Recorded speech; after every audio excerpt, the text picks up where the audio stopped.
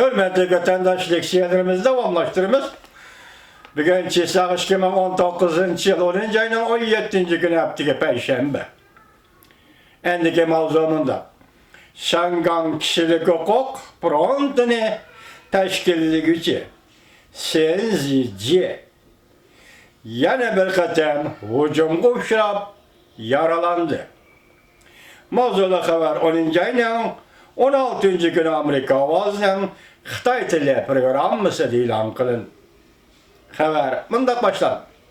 Şangan pandemokratizmçılar kişilik hukuk frontunu teşkilliği Senzici 10. ayının 16. günü keşte Şangan Wangzhou koçisi Ulalli halt koça eğizada bir neçe nefer geçirenler salayeti namalum kişiler tarafından hücumga uçrab yaralandı, yerge yıkıldı.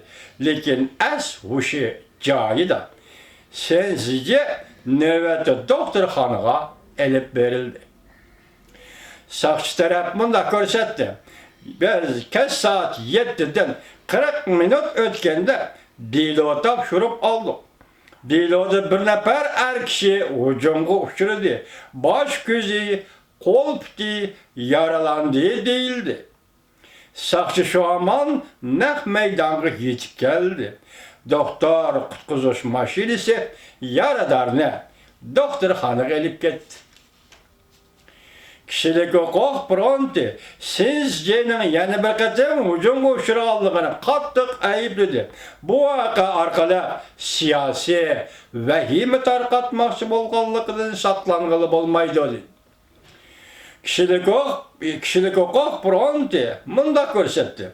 4-5 nefer er kişi koladı soğuk kuralları götürüp hücum kılgan şu vakta Senzice Wangzhou rayonida bir yığınga katılış üçün ketip atattı. Hücum arkalık Senzice'nin 5'e yaralandı, kan aktı. Senzice 2 ay içinde 2 katem hücumga uçurdu. 8. ayda Senzice Şangan Zodunde koçsida bir aşxananın sırtıda 2 nefer top kaltıgı kötörgen ve koluğa uzun saplık bıçak elip algan niqaplangan kişilerinin hücumuga uçurganda yenida Senzice'nin yenida birlik kelevatkan dostları qoğdap kılıp Senzice yaradar bolmagan idi. Şangan kişilik hukuk ve demokratiya kanun layihesi Kengaş Palatası'nın makullışıdın ötelemdi. Yeni haber, mavzulu haber 10. ayının 17. günü Amerika Ovazı'nın Xitay tili programması ilan kılındı. Haber bundan başlar. Washington, Amerika Koşmuş Ştatları Avam Palatası 10. ayının 16. günü Şangan kişilik hukuk ve demokratiya kanun layihesi bir eğizden makullandığı keyin her kaysa erbapları dikkat nazarine Kengaş Palatası qarattı. Kanun layihesi Kengaş Palatası'da makullanıp prezident imza koygandan keyin andan küçke ege boludu. Gerçi Cungo 3 alımen dep davran kılsıma. Amerika'da Kengaş Palatası'nın nopozdu bir neçe nefer azaları bu kanun layihini tez makullaştı.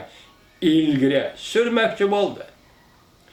Cumhuriyetçilerin Kengaş Palata azaları tez avazı koyuşumuz gerek dep görsetti.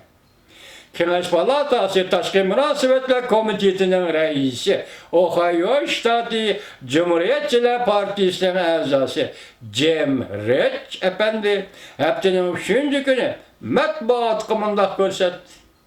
Ben Kengaş Palatası umumi yığının bu kanun layihini, yani Şangan münasebetli Şangan kanunu layihesini tez avazga koyuşunu ümit kılımı. Hürmetlik Cungulu Kapan'da Şangan sizden memuru rayonunuz şunak var. Şanganlı namayiş buluvatıdır.